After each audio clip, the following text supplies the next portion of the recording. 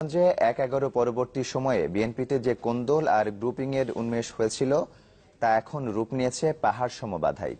আসছে city corporation নির্বাচনে সেই বাধা ডিঙানোই বিএনপির জন্য বড় চ্যালেঞ্জ মনে করছেন দলটির নেতারা। এছাড়া প্রার্থী নতুন হয় শঙ্কার জায়গাটা আরো গভীর হয়েছে।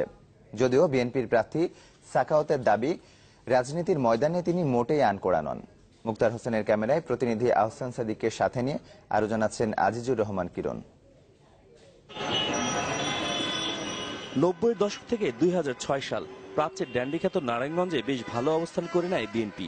সময় গড়িয়েছে, সাথে ক্ষমতার বাইরে অবস্থান। দলীয় কোন্দল আর নেতৃত্বের লড়াইয়ে সে শক্ত অবস্থান হারাতে থাকে দলটি। অবশ্যই এজন্য ১-১১ পরবর্তী দলের বিতর্কিত সিদ্ধান্তকেই দুষছেন স্থানীয় নেতারা। যারা জীবনে কোনোদিন দল করে নেয়, রাজনীতি করে নেয়, এদেরকে একটা মোটা অঙ্কের টাকা নিয়ে দেখা গেল একটা চেয়ারের মধ্যে বসাই দিল।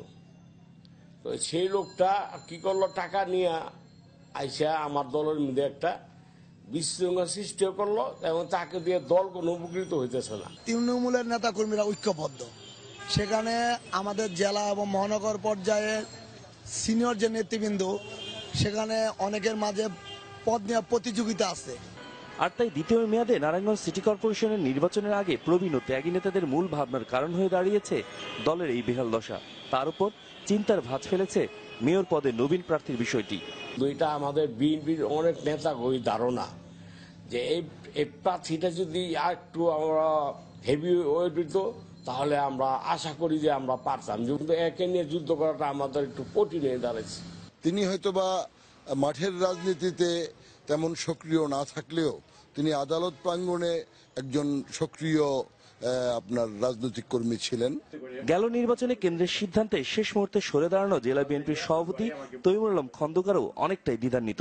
না, দলের সিদ্ধান্ত কোনোটাই ভুল না, ভুল হইল হেরে যাওয়াটা। রাজনৈতিক সিদ্ধান্ত বিভিন্ন প্রেক্ষাপটে রাজনৈতিক সিদ্ধান্ত না হয়। আমরা হইলাম চিনি খালেদা জিয়াকে, আমরা চিনি হইলেও ধানের শীষকে। আমরা ধানের শীষ এবং খালেদা জিয়া নির্বাচন করতেছি, প্রার্থী নিয়ে কোনো চিন্তা আমরা করি না। তবে প্রার্থী হিসেবে নিজেকে নবীন ভাবতে নারাজ সাখাওয়াত হোসেন খান।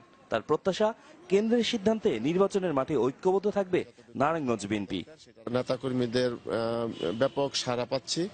তো আমাদের দল অতীতের সকল সময়ের থেকে বর্তমানে সবচেয়ে বেশি ঐক্যবদ্ধ, সেটার প্রমাণ এই নির্বাচনে দেখবেন। এবং ৫ তারিখ পর থেকে আপনারা দেখবেন যে সকল নেতাকর্মী তারা মাঠে আছে, মাঠে থাকবে। কোন্দল নিরসন করে দলীয় মনোনীত প্রার্থীকে বিজয়ী করতে কেন্দ্রীয় বিএনপির নেতৃত্ব কাজ করছে বলে জানালেন স্থায়ী কমিটির সদস্য আমির খুসরো মাহমুদ চৌধুরী। দলের সিদ্ধান্ত দেওয়ার পরে এটা নিয়ে আলোচনার কোনো সুযোগ নেই, এবং আমি নিশ্চিত যে ক্রমান্বয়ে নির্বাচন কার্যক্রম চলাকালীন সময়ে যারা এখনো বাইরে আছে তারা সকল নির্বাচনে কোনো কর্মকাণ্ডের সাথে তখন সমন্বিত হবে সবাই। সবকিছু ছাপিয়ে আওয়ামী লীগের অভ্যন্তরীণ কোন্দলকে কাজে লাগিয়ে শেষ টেস্ট কেস হিসেবে ধানের শীষের প্রতীকের বিজয় হবে বলে বিশ্বাস নেতাদের। আজিজুর রহমান কিরণ, চ্যানেল 24, নারায়ণগঞ্জ।